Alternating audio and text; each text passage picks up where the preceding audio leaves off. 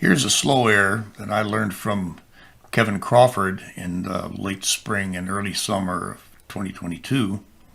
It's called the Lament for Staker Wallace. Now, Staker Wallace lived in Morristown in County Limerick, a county which at that time was controlled by 14 royalist families. Wallace was born in 1733, so by the end of that century, he was an old man and not really able to do much to help the Irish Rebellion, but he was trying to do his part. At some point along the way, though, he got turned in. In 1798, he was arrested and tried, brutally tortured for 3 days, and hung. The people of Kilfenan, where he was hung, put up a memorial to him and to honor him and all of the others who died in the rebellion. Staker's hometown of Morristown also put up a memorial to him, and that one is in both Gaelic and English, and the Gaelic gives his name as Eamon de Wallace, and the Wallace part refers to Wales or Welsh.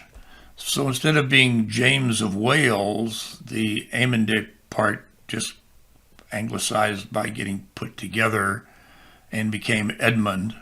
And so the committee said they put Edmund on there because that was the way he was over the decades became known with a real name. They also wanted to be sure people didn't confuse him with someone else, and so they made sure to identify him as Staker also on that same plaque. The Wallace part is interesting because that became anglicized as not Welsh, but as Walsh. There are also a lot of families still in Limerick who use the spelling Wallis for Wallace. Staker, of course, has Wallace on his name, and that's the name of a Scottish clan. But that's not entirely out of the question, given how many Scots were brought into Ireland to fill in the land where the true Irish were being dispossessed and sent out across the River Shannon. So who knows what the real spelling was, but this is the guy. Now, how did he get to Staker?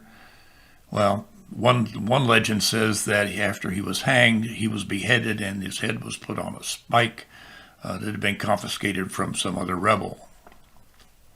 More likely is that he was at some time in his life had the job of putting out the stakes to mark off what we would have called a homestead. Anyway, he became known as Staker Wallace, and this is the tune known generally as the Lament for Staker Wallace, or the Lament of the Death of Staker Wallace, or the Death of Staker Wallace. In the 1903 O'Neill book, tune number 6, has this tune, at least part of it, and it's called The Dark Lady of the Glen. But it's more commonly known as the Lament of Staker Wallace, and here's my shot at it.